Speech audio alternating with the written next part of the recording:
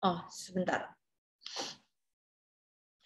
Ya, aku ulang ya. Thank you banget udah undang aku untuk join di sesi kali ini.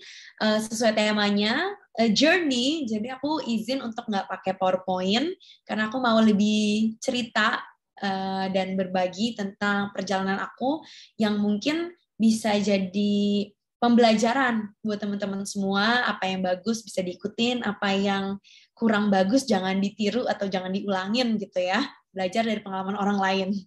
Nah, supaya apa namanya webinar ini lebih exciting, meskipun kita dipisahkan oleh layar laptop atau komputer, teman-teman yang memungkinkan buka kamera, boleh banget nih buka kameranya. Jadi aku bisa lihat juga muka-muka cantik dan gantengnya. Mungkin ada yang di rumah, ada yang di coffee shop, ada dimanapun itu di seluruh Indonesia. Kalau ada yang bisa boleh ya. Nah, aku mau start dari satu kalimat yang aku selalu pakai dari aku waktu kecil, yaitu mimpi aja dulu. Jadi ya ini terlepas dari ada satu e-commerce unicorn yang punya tagline mirip-mirip, tapi buat aku mimpi itu sesuatu yang aku paling suka lakukan dari sejak aku kecil. Dari aku kecil itu kerjaan aku mimpi. Mimpi terus aja. Maksudnya bukan mimpi tidur terus mimpi ya, tapi kayak mimpi mau waktu gede mau kayak gini, mimpi waktu nanti udah kerja bisa kayak gini gitu. Waktu tahun 2012 aku ketemu satu video di YouTube dari salah seorang selebriti yang aku kagumi. Nah, kalau aku mau tanya dulu nih sama teman-teman, ada nggak selebriti Indonesia maupun luar negeri yang teman-teman kagumi banget? Ada yang mau jawab? Satu orang? Buat yang mau jawab boleh on mic juga, nggak apa-apa, silakan. Biar bisa lebih interaktif nih webinar kita hari ini ya Ibu Ana. Lo nggak perlu malu-malu nih. Ada yang mau kasih tahu aku nggak selebriti favoritnya? Wah, pada malu-malu semua nih. Yang muncul ininya nih Rahma Hardiandini. Kamu ada ngefans sama siapa nggak gitu? Boleh dari Indonesia atau luar negeri? Kalau aku ini sih sukanya sama Mbak Nana, Najwa Shihab. Oh, Najwa Shihab, mantap. Oke. Nah, kalau aku, tentunya aku juga mengagumi beberapa orang lah ya, public figure yang luar biasa karirnya. Tapi ada satu selebriti yang aku cukup suka, bukan karena karya-karyanya doang, tapi karena perjalanan hidupnya, karena journey-nya itu. Namanya Apis Monica. Teman-teman pasti tahu juga semua ya. Terlepas dari semua kontroversi dan lain-lain yang aku juga nggak mau bahas, tapi ada satu video dia yang aku temuin di tahun 2012 yang bener-bener apa ya, sampai sekarang aku masih inget, masih membekas gitu. Nah, aku pengen kasih dengar ke teman-teman juga secuplik videonya. Aku share sebentar ya.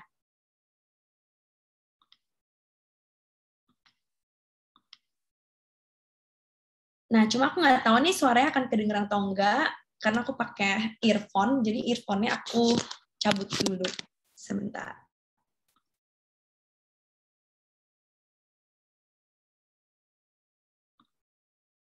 Bentar ya, agak lemot. Including by joining us here at the Global Youth Kedengeran Forum. Kan ya? Please welcome Agnes Monica.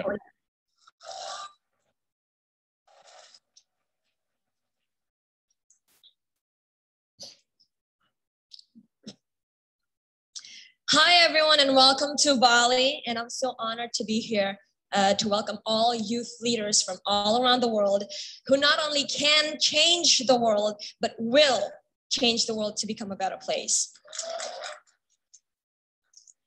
As a part of young generation, I myself have a story of my own that I'd like to share. After all, this program is about sharing your story. I released my first album when I was 6 years old. I was a singer, an actress, a host. So literally, I've been in this entertainment business for almost 20 years. A few years ago, I think when I was 19 or 20 years old, I was asked by the press. They asked me right after I received one of the awards. They said, Agnes, what else do you want in your life? It seems like you got it all. And I was like, just like a child who dreams to become a doctor, I said, I want to win my first Grammy. I want to win my first Grammy Awards. I want to go international. I want to go global. At that time, I didn't realize how it could create such a huge controversial just by talking about my dreams. And boy, do I get some harsh comments. People wrote in the tabloids, on TV, talked about how arrogant I was to even have that dream, to even think that I had a chance to go international. They said, what are you talking about? You're just an Indonesian.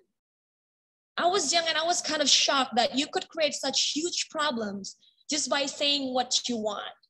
There are a lot of people saying how I inspire their life, but there are also a lot of people hating me for knowing what I want in life and not afraid to have big dream. At that time, I just remembered what my mom used to tell me and held on to that. She said, do you know what is a true winner? A true winner is someone who not only win, but face their problems, solve it, and still getting out of it as a winner. That is a true winner. For some people, it's called arrogance. For me, it's called dream, the confidence, the urge, and the drive to elevate to the next level. For some people, they say it's arrogance. For me, it's a goal to keep yourself focused on the journey and to keep on track. Haters will hate you no matter how good you are. So be the best instead. Since then, I began to create the slogan, dream, believe, and make it happen. I said that a lot in the interviews on stage, or like when I receive an award. Then I began to notice and took more time and pay attention to what other people might think about this. At first, I thought that the hardest thing would be the making it happen. But it turned out, it's interesting that many people are struggling with the first two, the dreaming and the believing, the mindset. I met a lot of people who believe that it was the best that they can have. They got used to mediocrity and built a mindset of good enough, that good enough is enough. The circumstances around them, the poverty, parents choose food over education, force them to believe that this is the best that they can have. So somehow, mediocrity has become their standard and their comfort zone. But that's what I want to share to you guys. A few years ago, I dreamed of going international. I bought this, it's a true story. I bought a huge pink folder and I started compiling whom I wanted to be working with. Dancers, singers, songwriters, producers. And the first page in that folder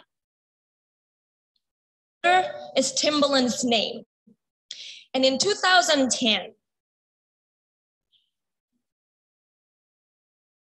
I got a chance to meet and work with Timbaland.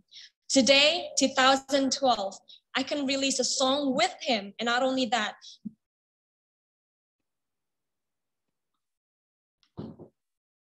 this song will be a part of this particular huge global youth movement about making a change. So it's not impossible after all. Sure. People would say, yeah, Agnes, but you got all the privileges that we don't have. But listen, Helen Keller wouldn't be Helen Keller if she wasn't blind and deaf. So I want to show the world and my friends in Indonesia, all around the world, that it starts from a very simple thing, mindset. Do you realize that everything around you is someone's visions, someone's hope in the past? What you see around you, even your self-enemy, was once our moms and dads' dreams. Everything is somewhat a realization of. Oke, sebentar.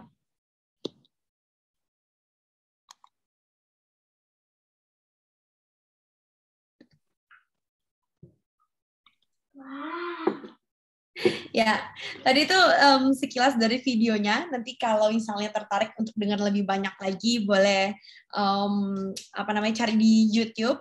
Tapi tadi poin yang aku mau highlight udah diucapin sama Agnes Mo. Jadi kalau teman-teman tadi perhatiin, ada momen di mana dia bilang dia pernah beli satu pink folder, terus dia tulis semua orang-orang yang mau diajak kerjasama, mulai dari Timbaland dan lain-lain, dan beberapa tahun kemudian she made it happen. Dia benar-benar kerjasama dengan Timbaland untuk bikin musik bareng. Nah, gara-gara aku nonton video itu waktu tahun 2012 teman-teman nih umur berapa ya by the way? Dea Maharani, kamu 2012 umur berapa ya?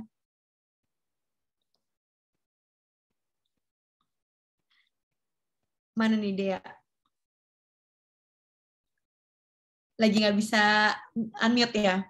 Atau siapa ya? Aku coba lihat. Rizwan Effendi. Lagi bisa unmute nggak? Saya. Rizwan, kamu tahun 2012 umur berapa ya? Umur fisik atau umur mental? Umur fisik. Umur fisik sekitar 32. Wah, ternyata udah bukan anak kuliah lagi nih. Aku salah masih nih berarti. Kuliah, masih mahasiswa. Oh, masih mahasiswa. Jadi umur kan boleh sampai usia 90 kan? Betul. Berarti 2012 umur 30-an ya. Ada juga mungkin, thank you Rizwan. Ada juga mungkin di sini yang waktu 2012 mungkin masih SMP, ada yang mungkin 20-an tahun gitu ya. Waktu 2012 aku baru belum lama kerja, jadi baru early staff gitu ya di kantor.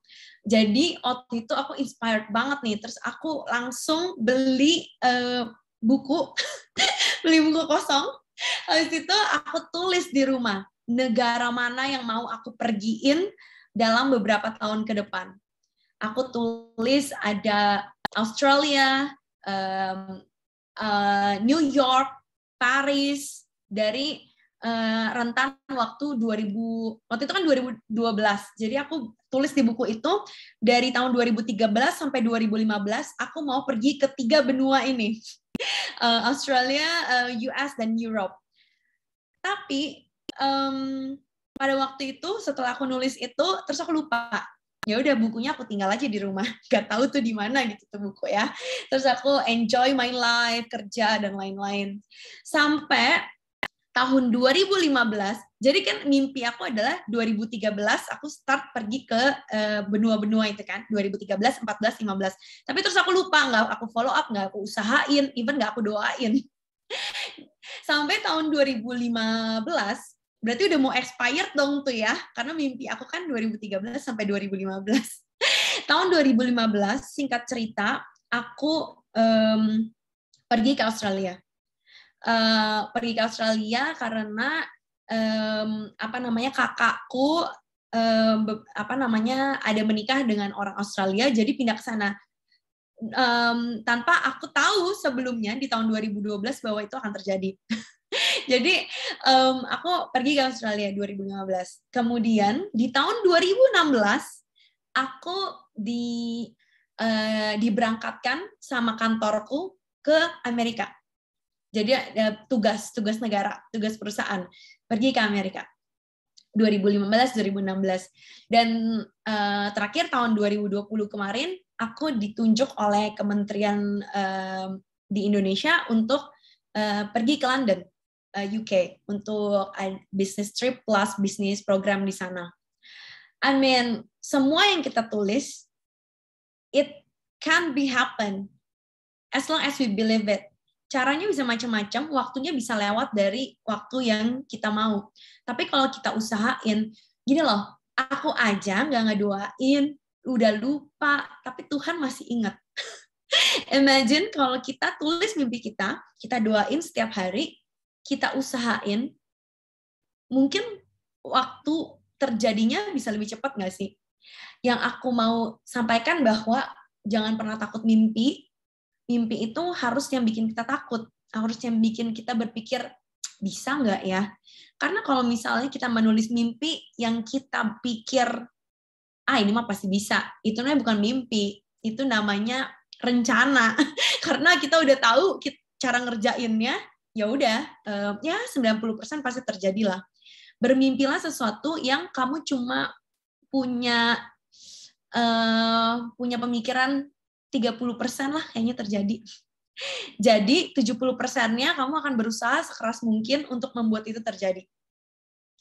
Nah, jadi dari video tadi dan cerita aku sekilas tentang mimpi sederhana aku itu, even ini bukan tentang kesuksesan bisnis atau apa ya, ini mimpi sederhana tentang seorang Analia yang mau pergi ke luar negeri.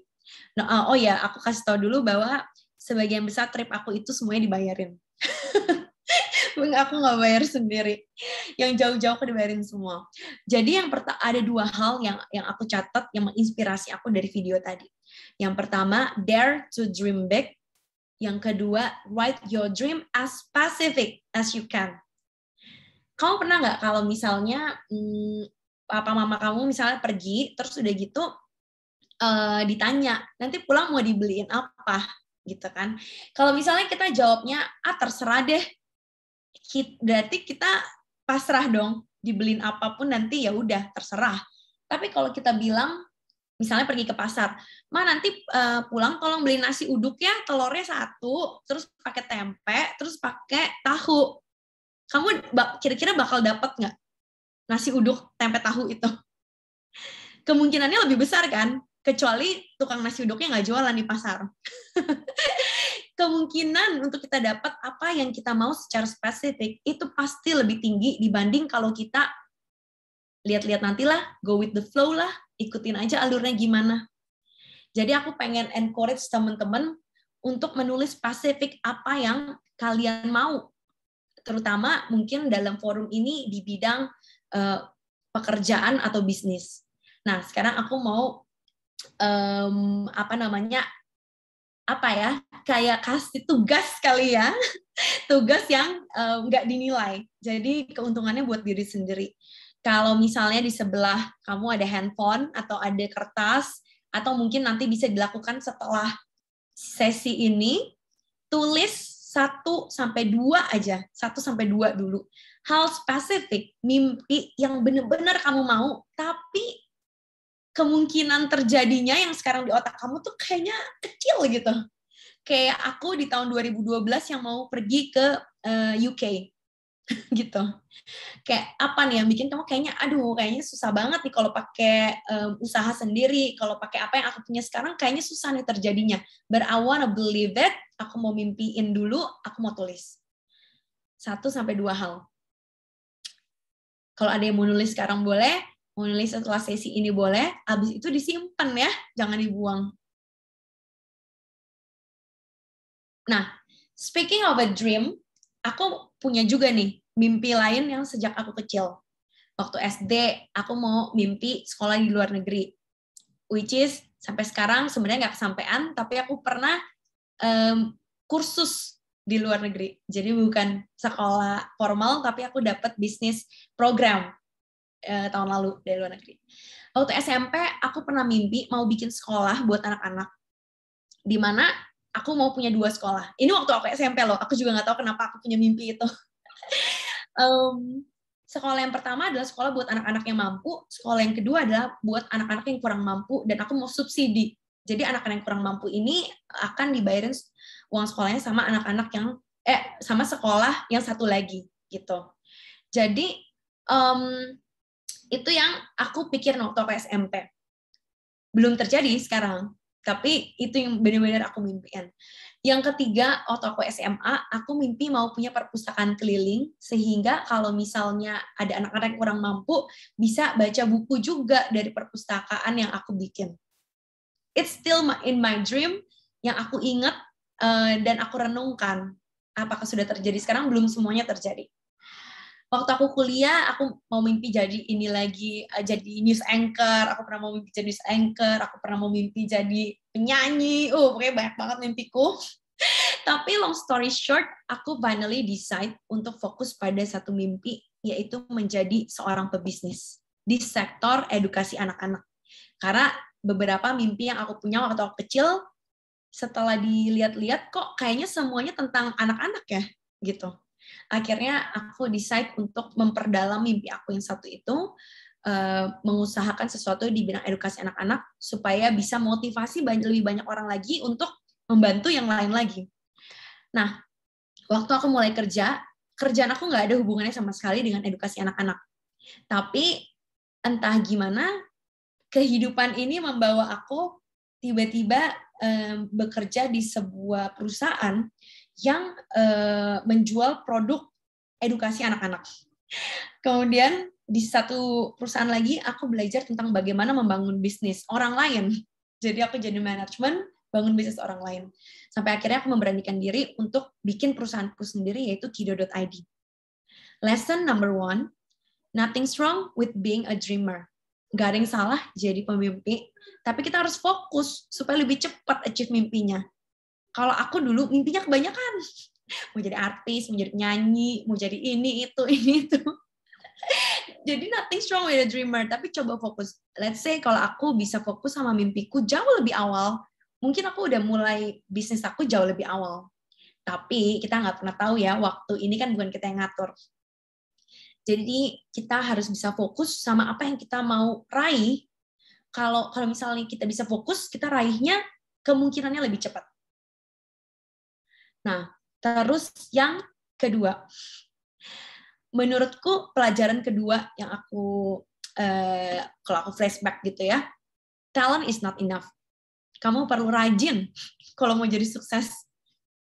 Talent is one thing. Itu yang selalu aku tekanin di Kido.id. Di perusahaanku, kita provides anak-anak yang usia 0 sampai 12 tahun nih, anak-anak yang masih kecil sekarang, bahwa talenta yang kamu punya itu pemberian yang luar biasa, yang unik, yang kalau kamu kembangin dari kecil, your future will be great, will be bright.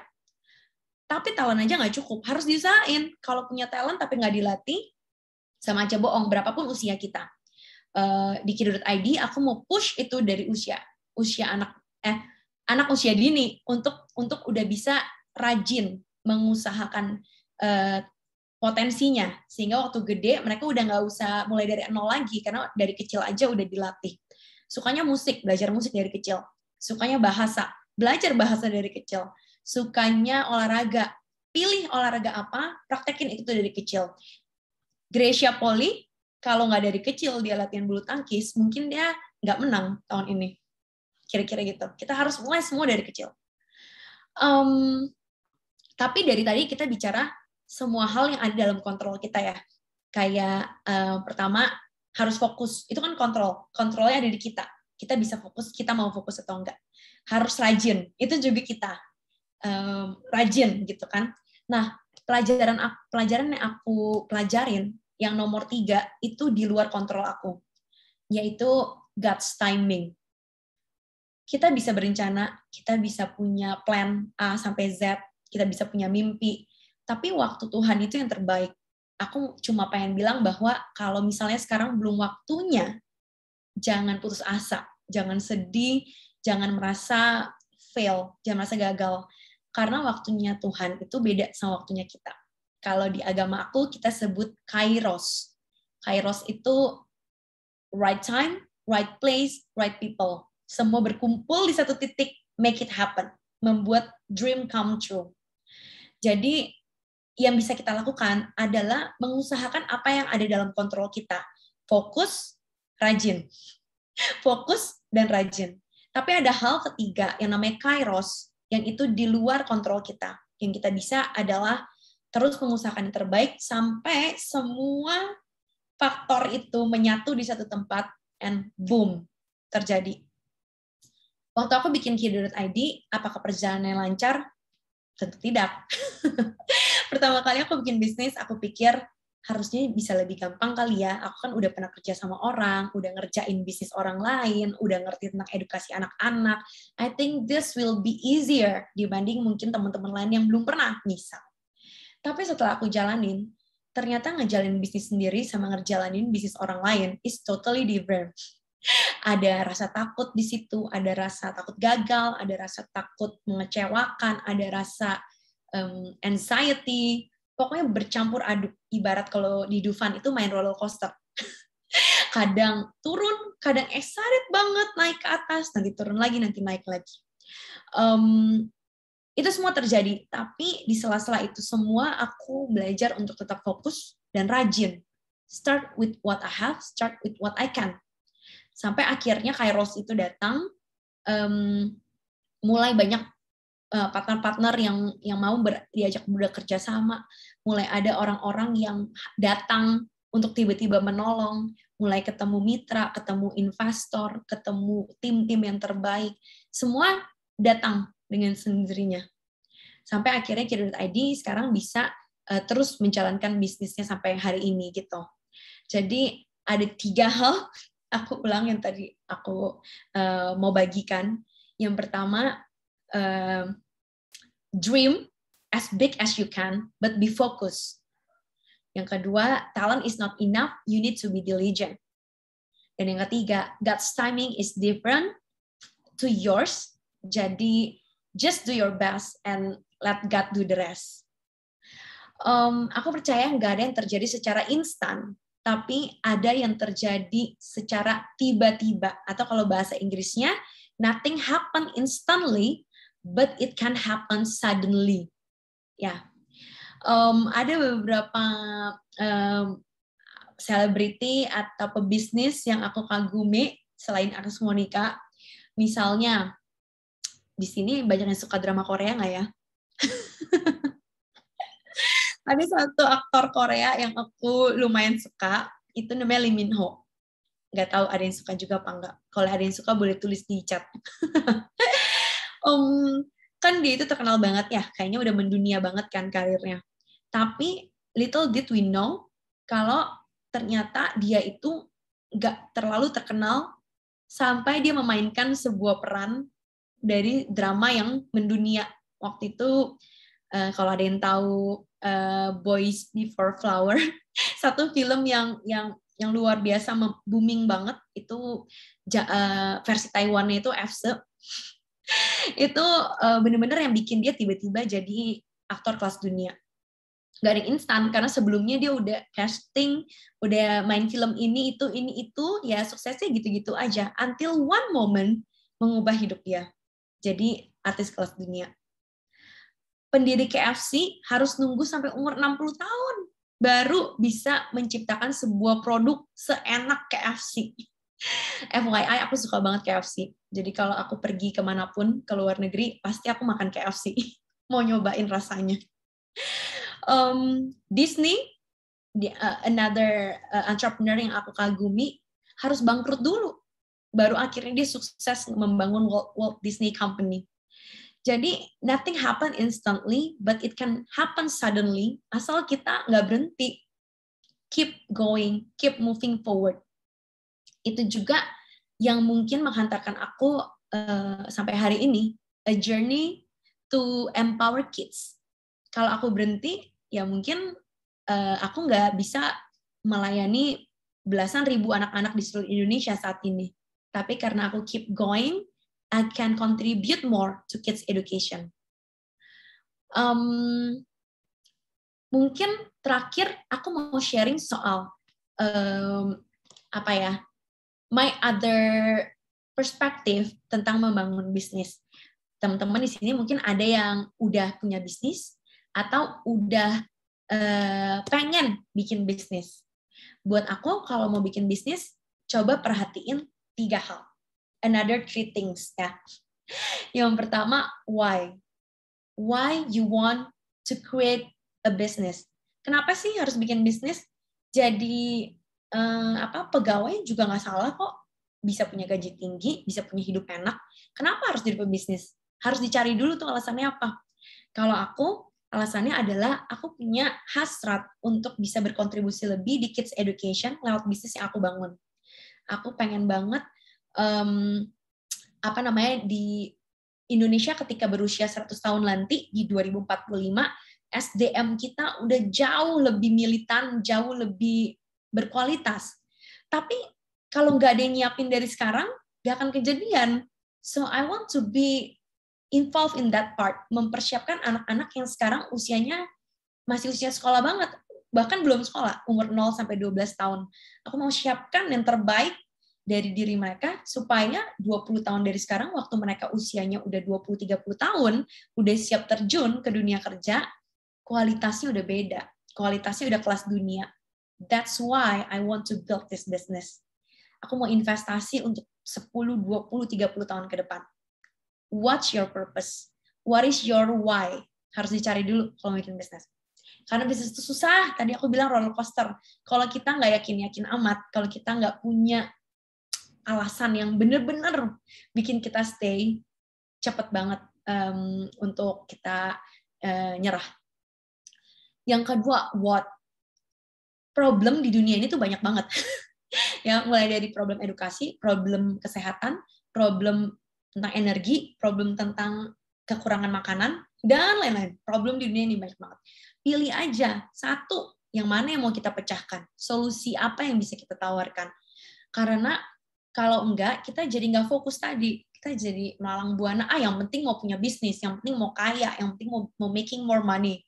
Tapi kalau kita nggak fokus sama apa sih yang sebenarnya kita mau pecahkan, itu jadinya muter-muter gitu. Kayak kalau maze tuh bahasa Indonesia apa ya? Yang kayak muter-muter gitu. Jadi kayak nggak kemana-mana gitu, mentok-mentok terus. Jadi harus tahu solusi apa yang kita mau selesain. Dan yang ketiga adalah who. Jadi udah why, what, yang ketiga who. Siapa orang yang perlu kita punya kalau mau bikin bisnis? Menurutku yang harus kita punya yang pertama adalah partner kalau kita butuh partner kolaborasi. Ada jenis bisnis yang mungkin bisa dijalanin sendiri, ada jenis bisnis yang perlu partner untuk bisa jalan bareng. Yang kedua, mentor. Mentor tuh menurutku penting banget. Mentor bukan berarti orang yang tiap hari kita tanyain, orang yang tiap hari kita teleponin. Mentor itu orang yang sesekali kita datengin ketika kita butuh. Aku punya mentor di bidang finance, aku punya mentor di bidang rohani, aku punya mentor di bidang product development, aku punya mentor di bidang marketing. Jadi mentornya nggak perlu hanya satu, punya beberapa mentor. Dan yang terakhir itu network. Nah, anak-anak sekarang yang masih kuliah, yang usianya juga masih mungkin 18 sampai 22, rata-rata aku lihat udah jiwa entrepreneurship-nya udah tinggi banget dibanding kalau pas aku dulu umur segitu gitu ya. Tapi jangan lupa bahwa network itu harus dibangun dan butuh waktu. Jadi nothing instant. Kalau misalnya kamu mau bikin bisnis, mau kerja dulu, itu berarti membangun network kamu sambil jalan. Kayak aku kerja dulu 8 tahun lebih, aku bangun my network, kenal banyak orang, baru aku bikin bisnis. Tapi apakah salah kalau misalnya lulus kuliah atau masih kuliah pengen punya bisnis? Enggak juga. Tapi harus lebih rajin, berarti ikut-ikut webinar kayak gini, ikut komunitas bisnis, ketemu sama banyak orang. Karena time is the only thing that is fair for everybody. Setiap orang punya 24 jam per hari. Nggak ada yang punya lebih, nggak ada yang punya kurang. Jadi waktu itu harus kita manfaatin dengan baik, bangun network kita. Nah, aku happy banget teman-teman di sini menginvestasikan waktunya untuk ikut-ikut event networking seperti ini. Karena ini jadi bekal kita semua ketika kita mau bikin bisnis atau ketika kita berkarir. Last but not least, supaya aku nggak kepanjangan juga, aku cuma mau bilang bahwa dalam perjalanan hidup kita, apapun yang kita mau, in my case, a journey to empower kids. In your case, perhaps other things, just keep moving forward. Atau bahasa kerennya yang lagi aku suka pakai itu kadima. Move forward. Jalan terus saja. Mungkin kadang ketemu tembok, tapi kan bisa belok kanan, bisa belok kiri. Kalau kanan kiri nggak ada jalan, coba lihat ke atas, mungkin bisa loncat. So find a way untuk terus moving forward. Dan aku yakin di sepanjang perjalanan itu pasti Tuhan kirim orang-orang yang tepat yang bisa bantu kita untuk mencapai mimpi yang kita mau, yang kita tulis secara spesifik, yang kita usahakan dengan rajin. Oke, sekian dari aku. Mudah-mudahan bermanfaat, mudah-mudahan bisa bantu teman-teman semua. Dan kalau misalnya ada yang mau nanya seputar bisnis atau seputar perjalanan membangun bisnis, I would be happy to answer kalau aku bisa jawab. Thank you. Kembali ke MC. Oke, terima kasih Bu Ana atas sharing seputar journey dan pengalamannya dalam membangun karir dan bisnis dari Kido.id sendiri kepada kami semua hari ini. Sangat berguna ya, dan sangat bermanfaat sekali buat kita semua yang udah hadir hari ini. Dan buat Sobat S yang udah menyimak, jadi bisa lebih paham dan mendapatkan ilmu-ilmu baru yang bisa akan ambil dan praktekkan juga di kemudian harinya. Lalu kalau boleh aku rangkum sedikit untuk materi webinar kita hari ini, ada beberapa hal yang menjadi poin-poin penting. Yang pertama, dalam hidup kita bisa mulai sesuatu hal itu menjadi melalui mimpi yang kita miliki bahkan dari kita kecil. Jangan takut untuk memulai mimpi dan jangan lupa diiringi dengan usaha keras dan juga berfokus untuk mencapainya agar mimpi tersebut dapat tercapai. Dan yang kedua adalah talent is not enough. You need to be diligent, dan hal ini agar kita bisa mengupayakan yang terbaik untuk mencapai impian kita, seperti halnya dalam pekerjaan maupun dalam usaha untuk membangun suatu bisnis. Nah, oke, selanjutnya nih teman-teman, kita bakal buka sesi tanya-jawab, dan buat teman-teman yang punya pertanyaan, silakan banget boleh langsung drop pertanyaannya di kolom chat, atau mungkin ada yang malu-malu nih, pengen tanya untuk everyone, bisa banget ke personal chat aku ataupun ke Vina. Silakan banget ya teman-teman. Oke. Oh, ada yang raise hand nih. Ini ada yang bertanya, Dea tuh. Iya. Oke, ini aku bacain dulu ya Bu Ana untuk pertanyaannya. Jadi, oke, ada yang personal chat ke aku, Bu. Mungkin dia malu-malu buat tanya ini. Oke, dia bertanya, bagaimana jika impian kita berbeda dengan usaha yang kita jalankan? Bagaimana cara meraih impian tersebut? Dan bukankah berarti kita tidak mengusahakannya, impian tersebut, tetapi berbeda dengan jalan yang kita ambil atau jalani? Terima kasih, Bu. Silakan dijawab. Oke. First of all, aku harus bilang dulu aku bukan motivator nih, jadi mungkin jawaban aku ini berdasarkan perspektif aku aja ya. Jangan ditelan mentah-mentah.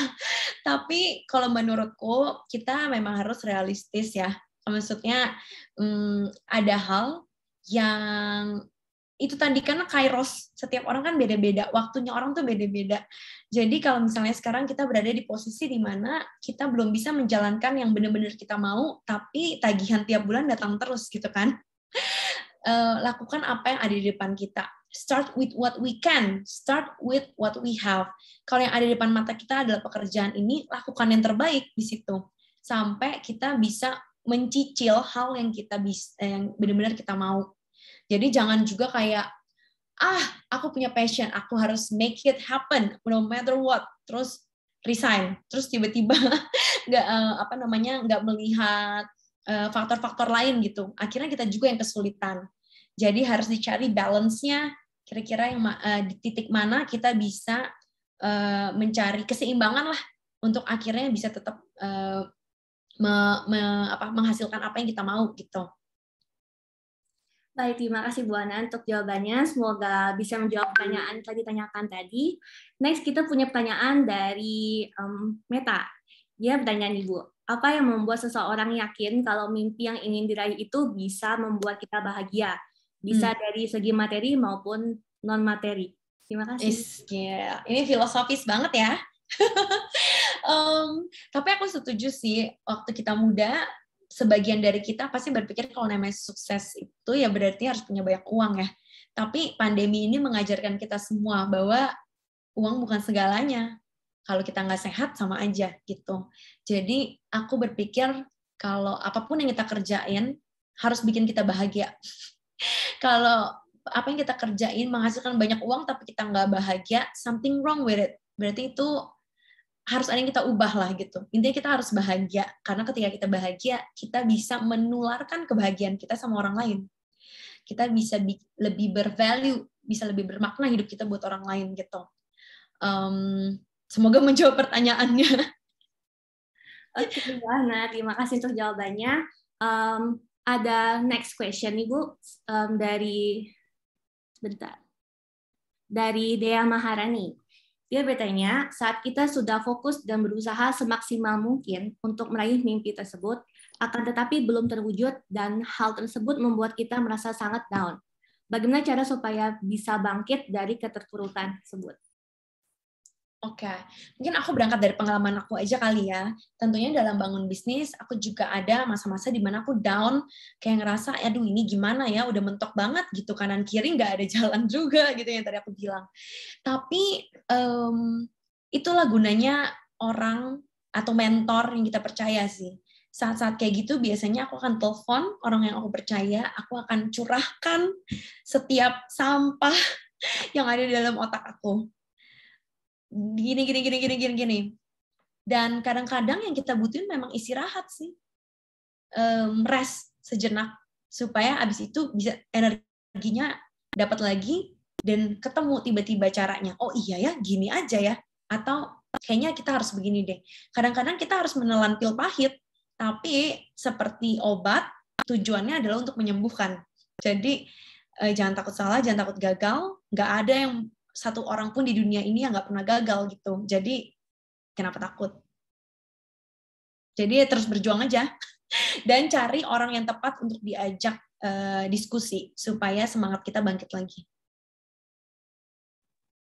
Oke, terima kasih Bu Ana atas jawabannya. Semoga menjawab ya.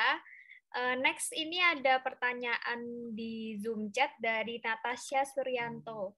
Kak mau bertanya, kan banyak ada berita bisnis Starbucks aja rugi miliaran. Nah, saya jadi takut untuk memulai bisnis nih Kak. Starbucks aja yang udah lama di dunia bisnis masih bisa rugi miliaran, bagaimana dengan orang yang baru memulai? Oke, jawaban singkat aku adalah pikirin yang ada di depan kita dulu. Maksudnya gini loh, bisnis Starbucks itu udah segede itu ya. Itu nanti kalau kita udah segede itu, challenge-nya pasti ada lagi lah. Tapi sekarang apa yang di depan mata, apa yang jadi opportunity di depan mata, itu aja yang jalanin dulu.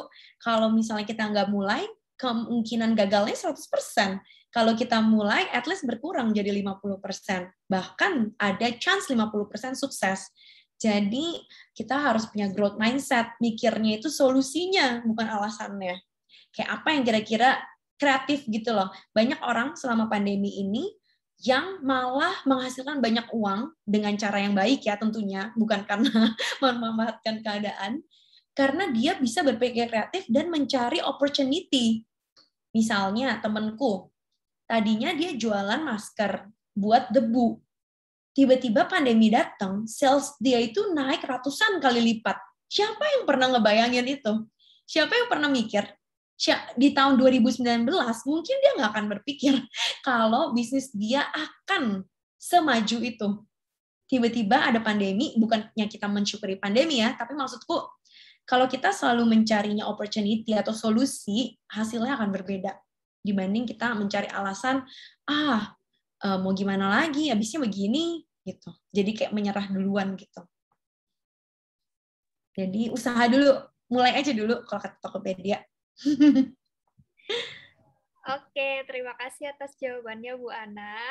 Nah, next untuk pertanyaan selanjutnya ini ada dari Muhammad Ridho Hidayat. Kalau untuk saat pandemi ini memulai bisnis sepertinya agak jauh dari harapan akibat rendahnya daya beli dari masyarakat. Jadi bagaimana pandangan Kakak sebagai pemilik Kido?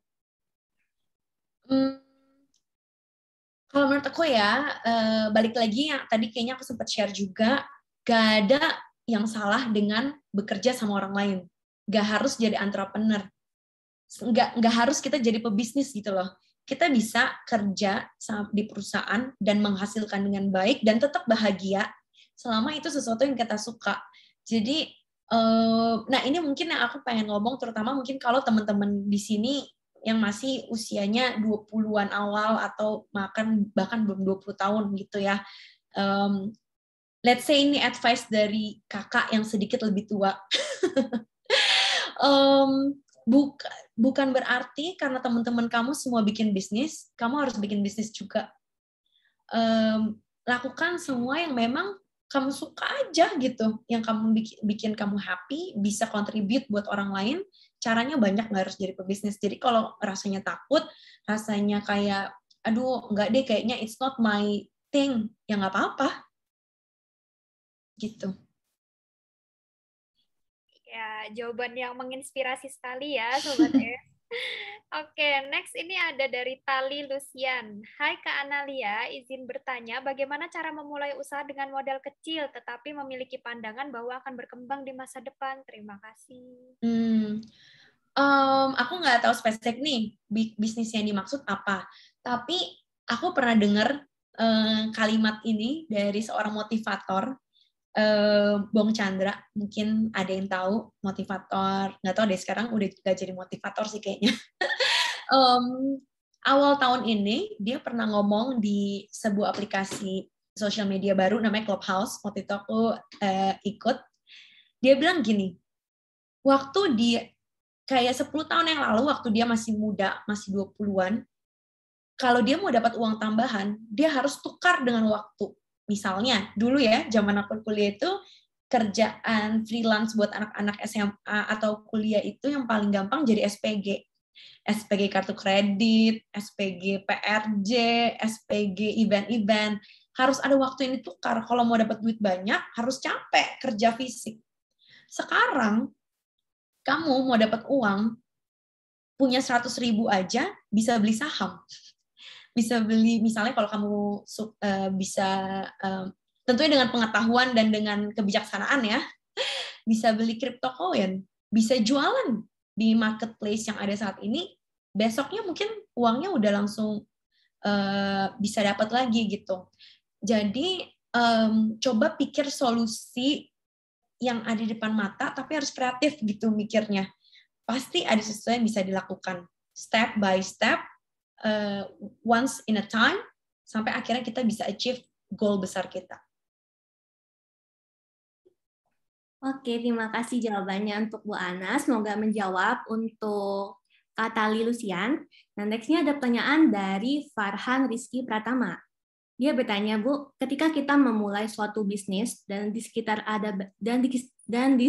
kita ada banyak juga bisnis yang serupa dengan kita, dan bahkan mereka sudah lebih expert.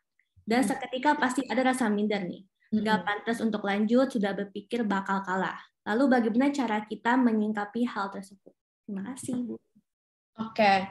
Ini jangan ditelan mentah-mentah, karena setiap kasus berbeda ya. Tapi balik lagi kalau dari pengalaman aku. Waktu aku pertama kali bikin Kido.id, aku baru launching nih. 2 minggu kemudian, ada satu startup yang jauh lebih besar, bikin produk yang sama persis kayak yang aku bikin. Tentu down nggak down, karena modal dia jauh lebih besar dari aku, networknya dia jauh lebih banyak dari aku, tapi waktu itu aku berpikir, market di Indonesia ini juga gede kok. Maksudnya kita juga nggak mungkin bisnis tanpa kompetitor, pasti ada kompetitor kan. Ya udah jalanin aja. Dunianya dia, dunia kita, dunia kita. Fokus sama customer, fokus sama produk yang kita punya. Ya mulainya dari situ. Nanti seiring jalan pasti kok ada caranya gimana supaya kita menjadi berbeda dari mereka, dan masing-masing dari kita dan kompetitor punya marketnya masing-masing. Oke, terima kasih untuk Bu Ana atas jawabannya. Nah, Ibu, ini ada pertanyaan yang masuk ke personal chat aku. Dia bertanya, bagaimana tips dan cara menentukan partner yang tepat untuk bisnis yang sedang kita jalankan secara generalnya, Ibu? Oke. Cari partner yang skill-nya beda sama kamu. Kalau skill-nya sama, jadi ngulang. Misalnya, aku jago di coding, misalnya gitu. Ya jangan cari partner yang jago coding juga, kecuali memang bisnis kamu itu mengharuskan punya pemikiran IT yang luar biasa, deep tech gitu ya, mungkin beda cerita. Tapi biasanya itu dalam bisnis kan orang bilang ada dua fokus ya, satu fokusnya di bisnis, satu fokusnya di produk. Nah, kalau kamu orang produk, cari orang bisnis. Kalau kamu orang bisnis, carinya orang produk. Jadi saling melengkapi. Oke, baik. Terima kasih Ibu untuk jawabannya. Nah, ini ada yang raise hand juga dari Pak Rizwan Effendi Tarigan. Mungkin untuk Pak Rizwan boleh. Oke, silakan Pak. Terima kasih moderator. Saya nggak tahu namanya moderator, namanya cuma Nama saya Mega, Pak. Ibu Kak Mega. Oke, ya. Oke, Kak Analia, asumsikan usia kita sebaya semua ya. Oke, banyak sekali orang ketika ada seminar bisnis itu selalu bertanya kisah sukses. Saya nggak mau bertanya itu. Karena Tokopedia 2 tahun pertama itu berat sekali bagi dia untuk memperoleh investor. Gojek 2 tahun pertama armadanya hanya 30. Boro-boro untung, biaya operasional aja nggak kebayar. Gitu. Oke, pertanyaan saya ke Kak Analia, masa-masa terberat Anda dalam proses membesarkan Kido, pernahkah ada waktu di mana Anda itu ingin quit untuk berhenti meneruskan bisnis ini? Monggo share untuk inspirasi bagi kami semua. Terima kasih. Oke, terima kasih. Jawabannya pernah, pasti. Dan aku rasa yang namanya challenge itu bukan saat, maksudnya ada dua hal nih. Bisa jadi kita mentok sampai stuck banget dan nggak tahu gitu, nggak ada opportunity di depan mata. Challenge kedua adalah ketika ada opportunity lain yang muncul, yang membuat kita nggak fokus. Itu juga bisa jadi salah satu yang bikin kita berhenti kan. Aku mengalami dua-duanya.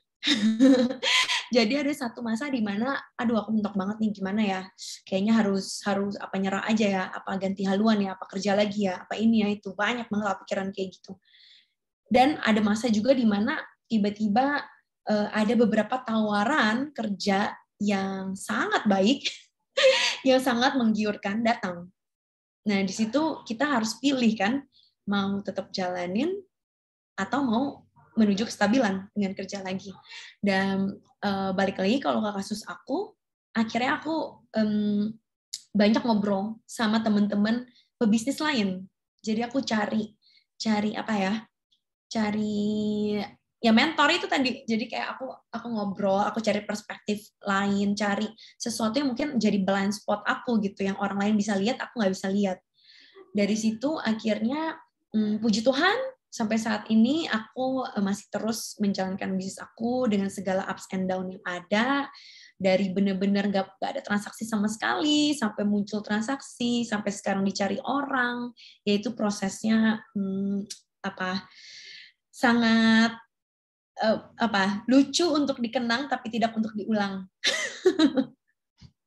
Sedikit lagi Kak Moderator, Kak Analia, just curious.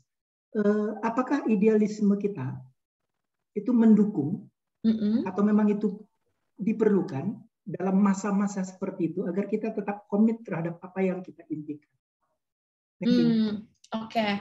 Nah, balik lagi nih, aku jawabnya berdasarkan pengalaman ya, jadi mungkin bisa benar, bisa salah, bisa diterima, bisa enggak. Tapi kalau buat aku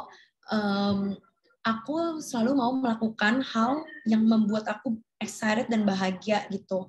Saat ini yang membuat aku bahagia adalah ketika lewat bisnis aku bisa bantu banyak orang dan bisa benar-benar meraih apa yang aku mau.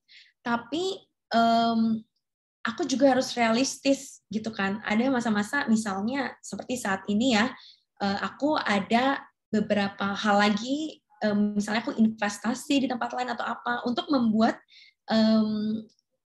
maksudnya kita nggak bisa naruh semua energi kita di satu basket kan gitu. Kalau kayak investasi, kita nggak bisa taruh semua uang kita di satu tempat. Kita perlu ada di beberapa tempat untuk make sure kebutuhan basic kita terjaga gitu kan. Nah, jadi itu sih yang aku lakukan supaya aku bisa tetap idealis dengan apa yang aku mau capai, tapi aku juga harus realistis dengan setiap kebutuhan yang perlu aku penuhi. Jadi aku perlu jeli untuk mempersiapkan itu semua. Tapi ada orang yang mungkin nggak punya pilihan. Mungkin ada beberapa orang yang nggak bisa. Kalau aku idealis, ya aku nggak bisa lakukan ini.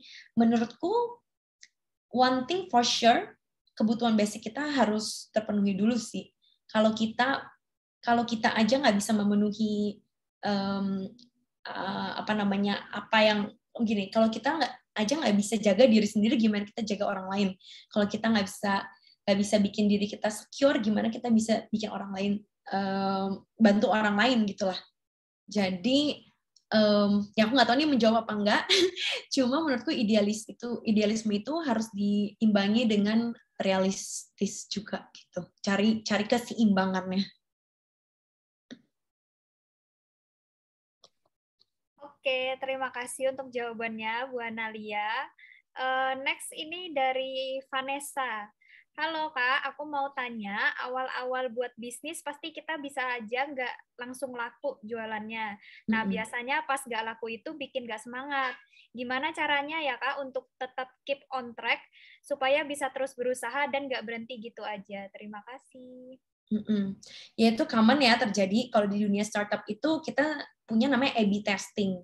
Jadi kita harus fail fast to grow fast. Kalau kita udah bikin sebuah produknya nggak jalan, kita harus tega untuk membunuh produk kita sendiri dan menghasilkan produk baru untuk dicoba lagi di tes ke pasar. Itu kalau di dunia digital startup ya. Tapi kalau misalnya bisnisnya lebih yang misalnya jual barang gitu ya, kayak jual barang di e-commerce atau di mana terus nggak laku, menurutku konsepnya tetap sama sih. Kita harus tahu batasnya sampai mana. Apakah ini karena teknik marketingnya yang kurang baik atau memang produknya yang harus diinovasi. Itu yang harus dicari dulu jawabannya. Baru bisa menentukan. Nah, untuk bisa menentukan itu semua harus mau belajar terus, harus rajin tadi, cari-cari terus tiap hari. Baru bisa sampai ketemu titik di mana, oh ini dia nih yang laku. Ya, oke. Terima kasih atas jawabannya, Bu Analia. Semoga bisa menjawab ya. Nah, karena waktu kita yang terbatas nih teman-teman, sesi Q&A-nya kita sudahi dulu. Jadi semoga semua pertanyaan yang ditanyakan tadi bisa dijawab dan materi yang disampaikan juga dapat dipahami dengan baik. Nah, untuk teman-teman yang masih punya pertanyaan, jangan berkecil hati dulu, karena teman-teman bisa banget tanya lagi lewat grup yang udah kita buat. Teman-teman juga bisa drop pertanyaan dan berdiskusi melalui forum yang ada di website S-Commerce. Lalu untuk Bu Ana, mungkin boleh menyampaikan closing statement kepada semua participants yang hadir hari ini sebelum mengakhiri webinarnya. Closing statement ya, apa ya? Mungkin aku cuma pengen memberi semangat aja, karena aku tahu pandemi bukan masa yang mudah, tapi asal kita melihat dengan kacamata yang tepat, dengan perspektif yang tepat, yang positif, aku rasa selalu ada opportunity yang bisa kita ambil, dan bisa membuat kita jadi pribadi yang lebih baik lagi, bisa bikin usaha yang lebih bagus, bisa bekerja dengan lebih maksimal, bisa lebih bahagia, dan jangan lupa bahwa bahagia dan sehat itu yang terpenting. Itu aja kali ya. Semoga sukses terus. Oke, terima kasih banyak Bu Ana atas closing statement-nya. Kami dari tim A sendiri mengucapkan terima kasih banyak kepada Ibu yang sudah mau nih meluangkan waktunya dan bersedia untuk menjadi pembicara di webinar ACE hari ini. Dan mungkin nih buat Sobat ACE, kita bisa foto bersama dulu ya bareng Bu Ana. Yuk, silakan di-on dulu kameranya dan jangan lupa berikan senyuman terbaik kalian. Aku tunggu 1 menit ya, sampai jam 15:09. Yuk yang mau on cam silakan. Kan juga bisa banget gunain virtual background yang udah sempat kita share di grup webinar sebelumnya. Mungkin ada yang masih mau siap-siap rapiin rambutnya atau mau touch-up dulu nih. Boleh banget nih Sobat ACE, silakan di on cam. Kalau misalnya ada yang mau sharing-sharing, tanya-tanya, boleh juga. Kalau mau chat aku di Instagram misalnya, boleh juga.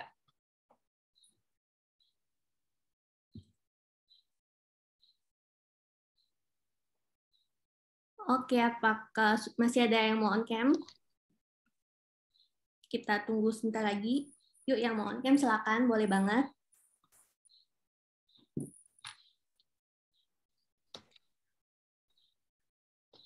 Oke, kayaknya udah ini aja. Untuk Vina mungkin boleh dibantu ya, Vin, untuk sesi dokumentasinya.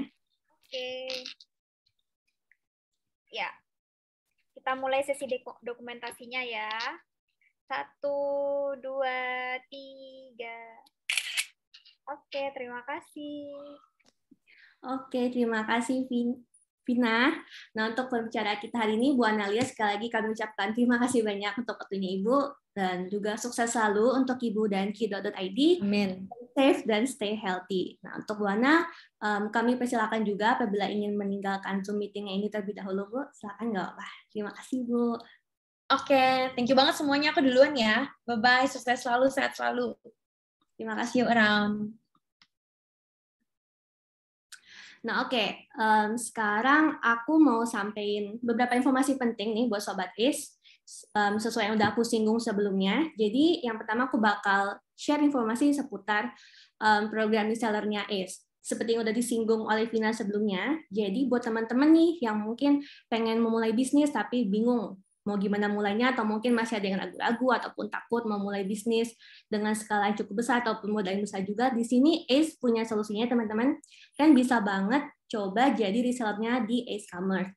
Nah, di sini kan bisa mengakses ratusan katalog produk dari berbagai jenis kategori, mulai dari produk kesehatan, lalu juga ada elektronik, kecantikan, makanan dan minuman, hingga produk seperti peralatan rumah tangga nih, unik-unik yang biasanya ibu rumah tangga tuh pada suka-suka banget. Nah, di sini produk-produknya bisa kan akses juga secara gratis di aplikasi Asia Commerce. Dan buat kalian tertarik dan pengen join juga jadi resellernya ACE, kan bisa banget ikutin caranya, gampang banget, cuma 4 step aja.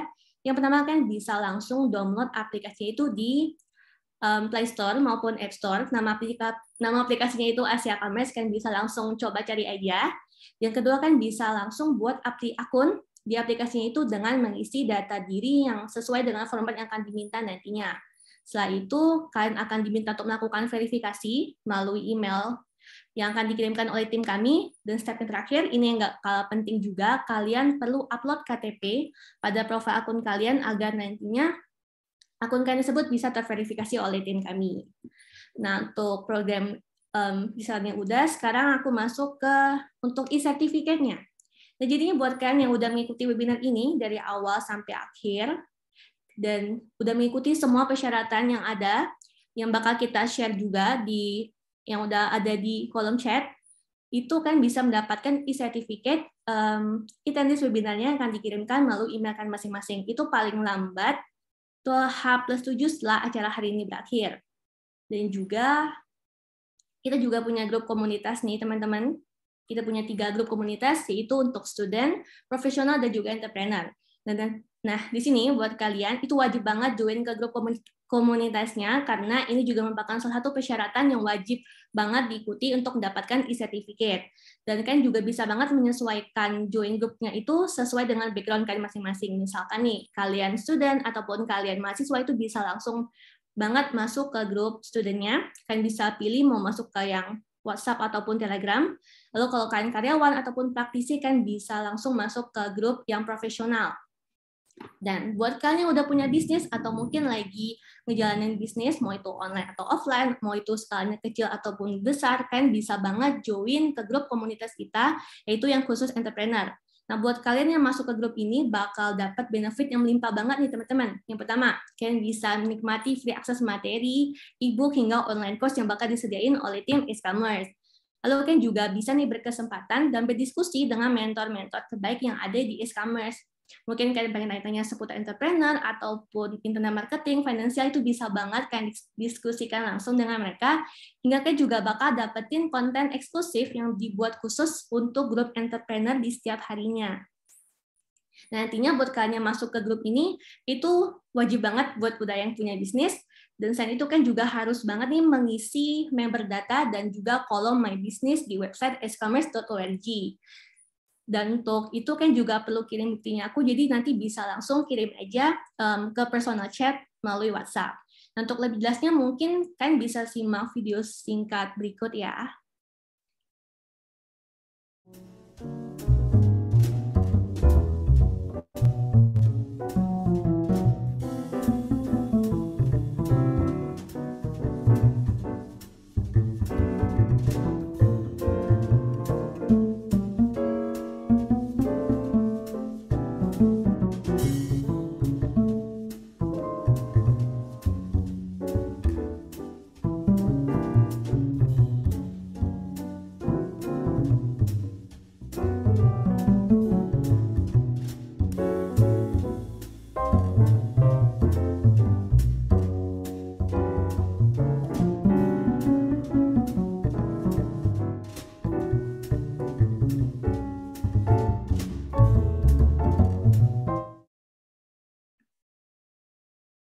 Oke, nah untuk itu videonya kan bisa